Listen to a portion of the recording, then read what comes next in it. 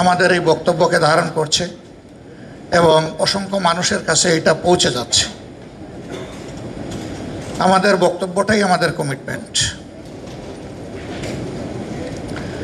দেশটা আমাদের ছোট, কিন্তু পপুলেশন আমাদের অনেক। এই ছোট দেশের পয়জনিং করে দেশটাকে আমরা প্রায় শেষ করে ফেলেছি। নদীমাতৃক দেশ এখন কি বলবেন? এখন তো নদী নাই। নদীতে এখন হাল চাষ হয়, এখন পাট জন্মায়, ধান জন্মায়। একসময় তো এরকম ছিল না। কেন এটা হলো? শুধুই কি ভারতের দোষ যে ওখান থেকে পলি নেমে এসে সিলটেটেড হয়ে আমাদের নদীগুলো ভরাট হয়ে মৃত্যুর কূলে ঢলে পড়েছে? সেখানে আমাদের সরকারবিহীন তো কোনো সময় দেশটা ছিল না। কেউ না কেউ তো এই দেশ শাসন করেছে। তো তারা তখন কি করেছে?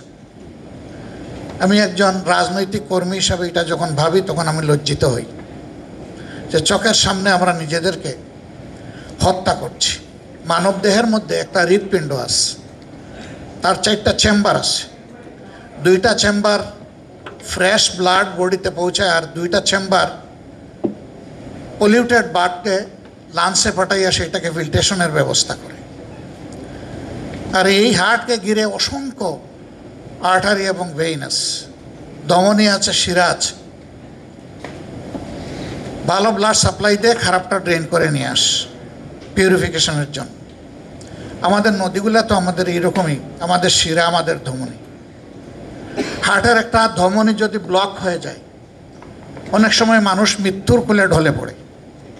এই জন্য এটাকে রিপেয়ার করা হয়, কখনো স্টান্টিং, কখনো ওপেন হার্ট সার্জারি করে তার স্বাভাবিক প্রবাহতা ঠিক রাখা হয়। আমরা আমাদের সয়েলকে কিলিং করছি, নদীগুলাকে শেষ করে দিই দুইভাবে। একটা গ্রাবিং বলেন, সিলট্রেশন বলেন, আরেকটা হচ্ছে পলিউশন। এখানে অসংখ্য ইন্ডাস্ট্রি ম্যাক্সিমাম নদীর কূলে গড়ে ওঠে এবং সেখানে এফ্লুয়েন্ট যেগুলো যায় তার কোনো ট্রিটমেন্টের কোনো ব্যবস্থা নেই। অনেক ইন্ডাস্ট্রি ইটিপির কমপ্লায়েন্সটা তারা মানেন না। না মানার কারণে এই বিষ আমাদের মিঠা পানিকে বিষে পরিণত করে ফেলতেছে। তার দ্বারা হাজার ধরনের সমস্যা সৃষ্টি হচ্ছে। পানিতে যে সমস্ত মাছ গ্রো করবে সেগুলো তো এখান থেকে পালিয়ে যাচ্ছে, কারণ এটা তার বসবাসের জায়গা নয়। তার জায়গাটা তো হবে তার জন্য উপকারী একটা জায়গা। আমরা যদি মাটির দিকে তাকাই, মাটিটাওকে আমরা বিষাক্ত করে ফেলেছি। আমাদের কৃষকরা তারা অপরিকল্পিত এবং অবৈজ্ঞানিকভাবে সেখানে সার এবং কীটনাশক প্রয়োগ করেন। অথচ গ্রামের প্রত্যেকটি ব্লকের জন্য ব্লক সুপারভাইজার আছে কৃষি বিভাগের।